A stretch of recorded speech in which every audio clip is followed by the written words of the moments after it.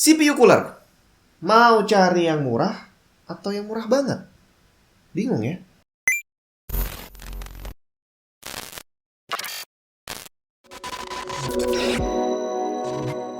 Halo semua, Jun di mana? Milih CPU cooler ini nggak bisa sembarangan. Apalagi kalau kamu punya CPU yang nggak dapat cooler bawaan. Artinya kamu harus benar-benar milih cooler yang cocok dan sanggup untuk menjinakkan CPU-nya. Nggak boleh sembarangan, asal murah dibeli, nggak bisa. Ada banyak banget yang harus kamu perhatikan dari sebuah CPU cooler. Karena kalau harga aja itu nggak bisa dijadiin patokan. Harga sama belum tentu performance-nya sama. Dan harga berbeda juga belum tentu performance-nya beda. Ada yang murah tapi performance-nya melebihi cooler yang mahal. Nah, di sini kita coba perhatiin dulu nih, apa yang harus kamu tahu sebelum kamu membeli sebuah cooler. Nah, langsung aja nih. Di sini saya udah ada beberapa sampel dari PC cooler.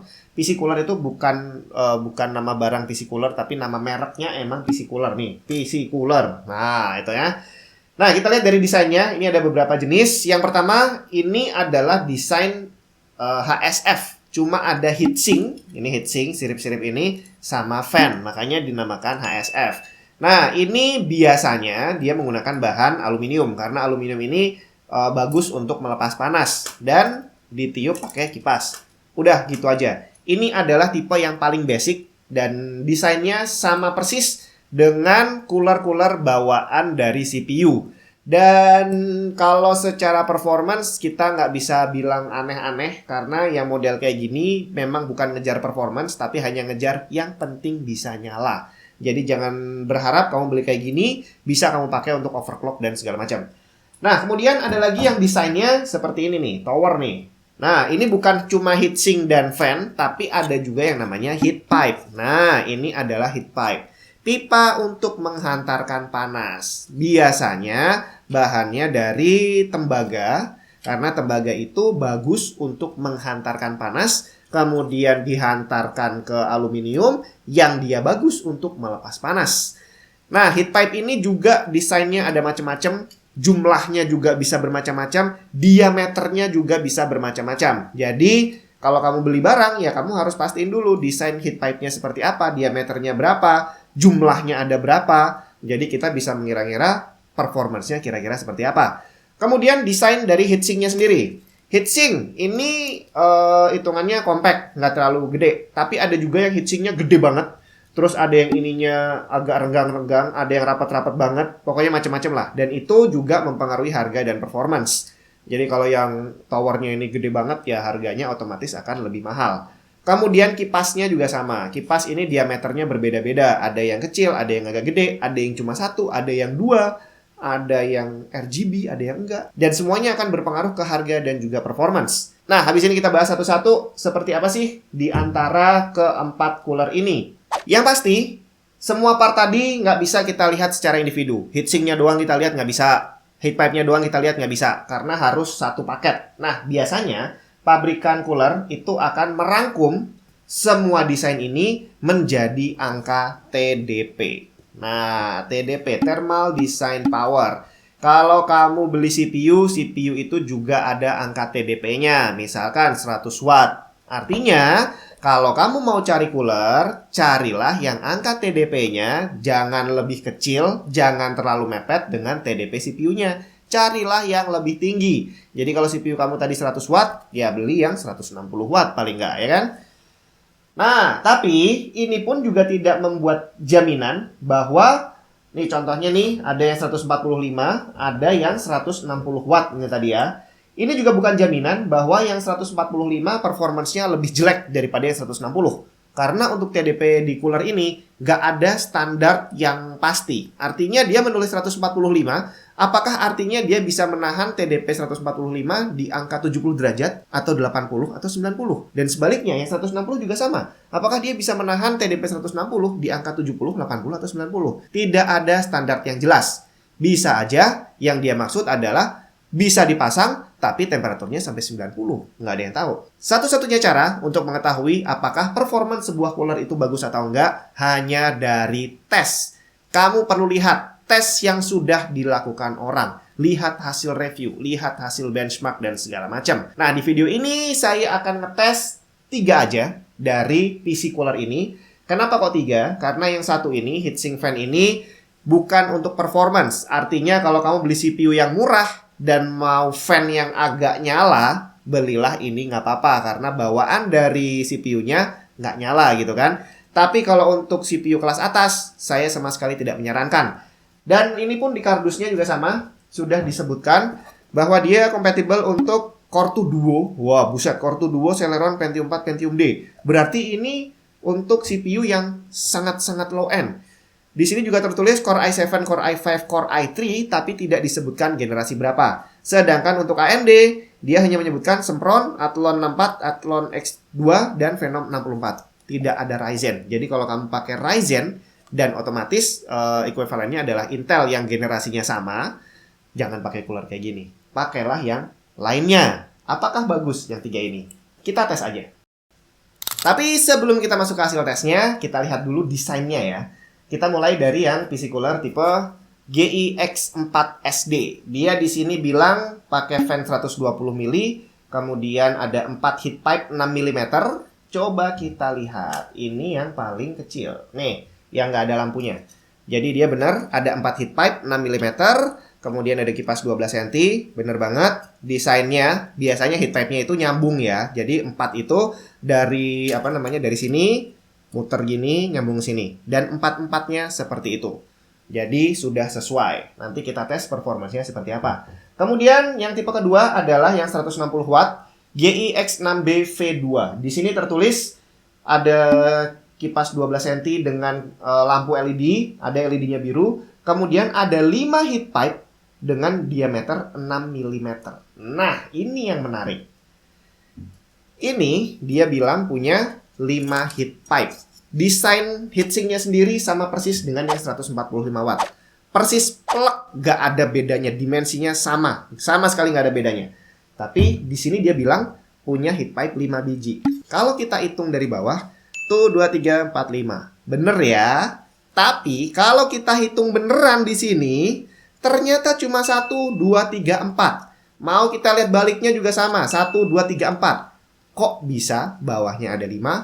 Nah, ini yang menarik. Karena ternyata ada 2 heatsink yang cuma separuh. Jadi nggak sampai nyambung dari sini ke sini, tapi berhenti setengah sampai sini, satunya berhenti sampai di sini. Jadi boleh dibilang 5-nya di sini ya 5-5an. Karena sebenarnya ini adalah 4, tapi dipotong. Ada satu yang dipotong jadi separuh-separuh. Oke, nanti kita bahas dulu secara teori apakah lebih bagus ini atau yang ini tadi ya. Dan terakhir, kita lihat dulu. Ini adalah yang seri GIH58UB dengan TDP 240 watt. Ini dia punya kipas, tertulisnya di sini 12 cm masih sama, dengan LED biru masih sama. Tapi di sini heat pipe-nya ada 5 dengan diameter 8 mm. Nah, kita lihat. Heat pipe, di sini 1, 2, 3, 4, 5, betul. Dan kita hitung dari samping, 1, 2, 3, 4, 5. Bener, bolak-balik 1, 2, 3, 4, 5. Ini baru 5 heat pipe. Dan 8 mili, bener, ini 8 mili. Lebih gede dari adik-adiknya. Jadi secara spek, harusnya dia lebih bagus. Tapi, ada yang menarik. Desain heatsinknya beda. Kalau kamu lihat yang 2 ini, sampingnya terbuka semua. Jadi ini adalah desain yang untuk melepas panas ya. Pokoknya sebisa mungkin panas keluar dari sini secepat mungkin lah ya. Nah, di desain yang satu ini ternyata bagian samping ini sama samping ini tertutup. Yang kebuka cuma bagian depan dan belakang tempat airflow-nya. Apakah ini nanti lebih efektif dibandingkan adik-adiknya?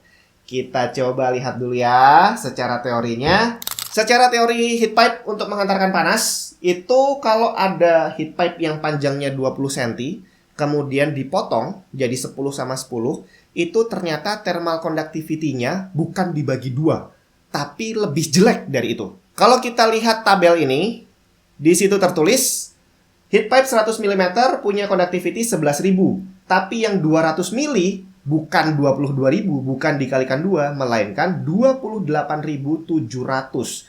Artinya, satu heat pipe panjang 20 mili itu jauh lebih bagus daripada 2 heat pipe 10 mm.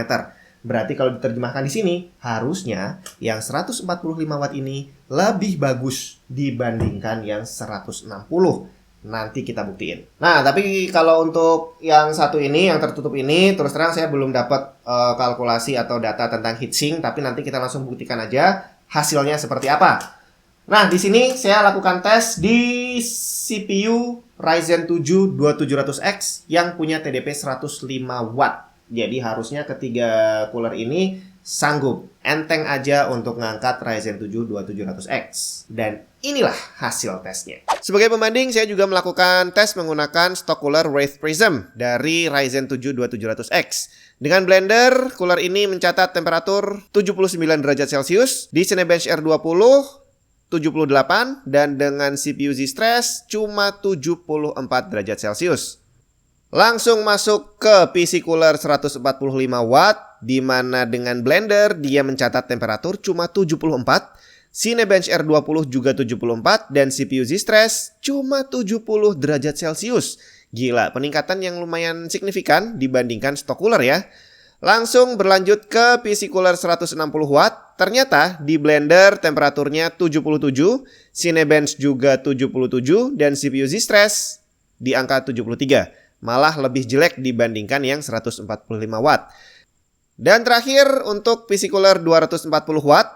Di blender ternyata dia mencatat temperatur 76 derajat Celcius, Cinebench 76, dan CPU Z-Stress 73. Ternyata hasilnya malah kurang memuaskan ya. Dan ini adalah perbandingan final resultnya. Nah, dari sini langsung ketahuan bahwa ternyata teori kalkulasi emang bukan sesuatu yang ngarang. Satu heat pipe panjang terbukti lebih bagus dibandingkan dua heat pipe yang pendek. Jadi dalam kasus PC cooler ini ternyata 145 Watt lebih bagus performance-nya dibandingkan yang 160 Watt. Selisihnya nggak terlalu banyak, tapi kita tahu ada selisihnya. Dan untuk yang satu ini, nah ini dia, harusnya secara spek heat pipe-nya dia lebih bagus. Tapi anehnya performance-nya malah kurang lebih sama seperti yang 145 Watt. Apakah itu adalah pengaruh dari ini, samping-samping heatsink yang tertutup? Saya kurang tahu. Tapi selisihnya nggak banyak secara performance, cuma harganya yang selisih banyak. Ya, terserah kamu, nanti mau beli yang mana.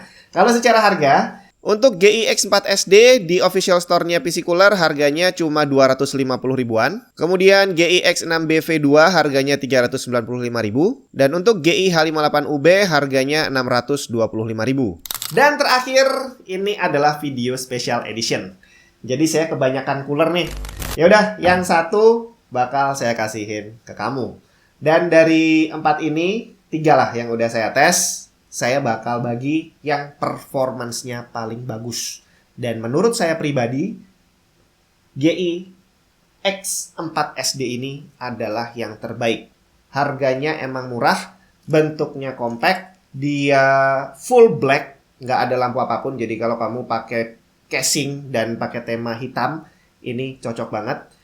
Dan ini performance-nya paling bagus di antara semua yang ada di sini. Dan ini bakal jadi milik kamu.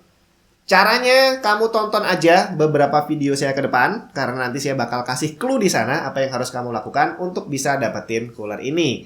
Jadi pastiin dulu bahwa kamu udah subscribe dan udah aktifin notifikasinya, karena selain biar nggak ketinggalan videonya, itu juga adalah syarat utama untuk bisa dapetin ini. Dan nggak lupa terima kasih juga buat PC Cooler yang udah ngirimin pendingin-pendingin yang keren ini.